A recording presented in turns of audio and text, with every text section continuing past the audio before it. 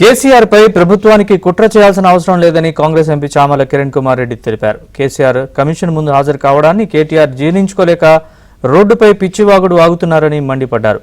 చైనాలో కాళేశ్వరం లాంటి ప్రాజెక్టు కట్టి ఉంటే కేసీఆర్ ని ఉరి తీసేవారన్నారు. 30,000 కోట్ల ప్రాజెక్టుకు 1,00,000 కోట్లు ఖర్చు చేశారని చామల కిరణ్ కుమార్ రెడ్డి మండిపడ్డారు.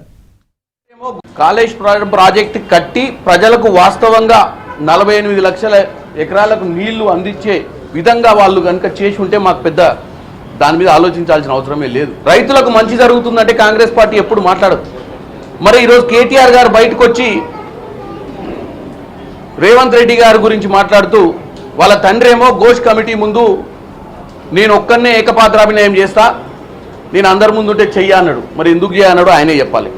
మరి ఏం చేయనప్పుడు దేశ ప్రజల ముందే వచ్చి కాళేశ్వరం ప్రాజెక్టు రీడిజైన్ ఎట్లా చేసిర్రు, క్యాబినెట్ ఆమోదం ఎట్లొచ్చింది, రీడిజైన్లు చేసినప్పుడు అంచనాలు ఎట్లా పెరిగినాయి, దాని ఖర్చు అంచనాలు ఎట్లా పెరిగినాయి, ఎందుకు పెరిగినాయి అనేది ఒక చర్చ చేసి ఈ మేడిగడ దగ్గర కూలిన దానికి మాకు ఏం సంబంధం లేదని చెప్పాల్సిన అవసరం ఉండే. మరి ఆయన 1-to-1 మాట్లాడాల్సిన అవసరం ఎందుకు వచ్చిందో. మరి కేటీఆర్ గారు వచ్చి మళ్ళీ అదే పిచ్చి మాటలు మాట్లాడుతుండు. ఆ 2-3 కూలినాయి, చాలా మంచి ప్రాజెక్ట్ కట్టిండు, మా నాయన కట్టిన ప్రాజెక్ట్ కనుక చైనాలో కట్టి ఉంటే అత్యున్నతమైన అవార్డు వచ్చేదట. అరే నాయన చైనాలో కట్టి ఉంటే కేసీఆర్ గారిని ఈరోజు ఉరి తీసేవాళ్ళు. ఈ స్కామ్ కనుక చైనాలో జరుగుంటే ఈరోజు ప్రాజెక్ట్ కూలిపోయిన విషయం కనుక చైనాలో కనుక ఇట్లాంటి కమిషన్ వేస్తే 2 రోజులలో తీసుకొని ఉరేస్తారు. మరి మీ నాయనకు అత్యున్నత అవార్డు ఏ దేశంలో ఇస్తారో మాకు తెలవాలి. చైనాలో 18 ఏళ్ళు అయింది ఒక ప్రాజెక్ట్ కట్టాలంటే మా అయ్య 4 ఏళ్ళలో కట్టినారు. అదే కదా ఈ కర్మ. తొందర కట్టాలి, కమిషన్లు దండుకోవాలన్న పిచ్చి ఆలోచనతో ఈ ప్రాజెక్టు మునిగిపోయింది.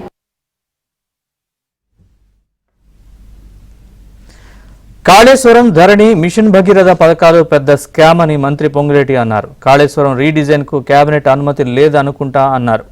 మిగతా పథకాల అక్రమాలని వెలికితీస్తామన్నారు పొంగులేటి. కేబినెట్ అప్రూవల్ ఉందని అయితే నేను కూడా అనుకోవటం లేదు. సో కేబినెట్ అప్రూవల్ ఉంటే వారికి ఉన్న పూర్తి ఆధారాలు ఏంటనేది డెఫినెట్గా ఇవాళ కమిషన్ ముందు ఇచ్చుంటారు కదా. అది పెద్ద కష్టం కాదు. Every document is visible.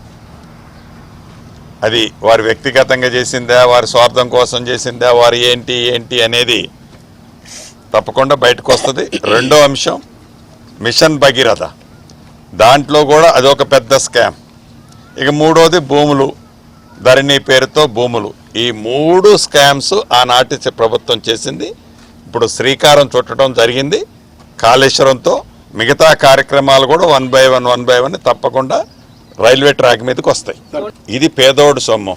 వ్యక్తిగా ఎవడి మీద ఈ ప్రభుత్వానికి అది పొలిటికల్గా దురుద్దేశపూర్వకంగానో కక్ష సాధింపుగానో గౌరవ ముఖ్యమంత్రి రేవంత్ రెడ్డి గారు కానీ ఈ ప్రభుత్వం కానీ ఎవరి మీద ఉండదు.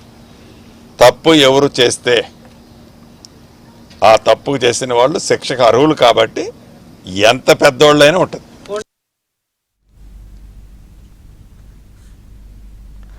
కాళేశ్వరంపై కేసీఆర్ ఆత్మ విమర్శ చేసుకోవాలని కొత్తగూడెం సిపిఐ ఎమ్మెల్యే కోనంనేని సాంబశివరావు అన్నారు.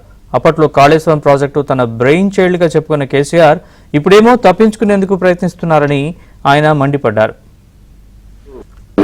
ముఖ్యమంత్రి చేసి ఆ వందల కారులతో పూలు జల్లుకుంటూ ఇది విజయోత్సవమా? ఇది రాంగ్ సిగ్నల్. ప్రజాస్వామ్యానికి ఇది కళంకం. అలా చేయొద్దు. అలా చేయకుండా నీ అనుచరులు 4-10 మందిని పెట్టుకుని నీకు సంబంధించిన అంగరక్షకులను పెట్టుకుని వెళితే నీ డిగ్నిటీ పెరిగేది. కేసీఆర్ గారు తనను తాను ఆత్మశోధన చేసుకోవాలి. ఏమని చెప్పారు అంతకుముందు? కాళేశ్వరం అంటే బ్రెయిన్ చైల్డ్, తన మేధస్సు పుట్టిన బిడ్డ అంతకుముందు. ఇప్పుడు నేను ఇంజనీర్నా, నాకేం సంబంధం అని మధ్యలో స్టేట్మెంట్. అంతకుముందు కర్త, కర్మ, క్రియ అన్నీ కేసీఆరే అని చెప్పారు.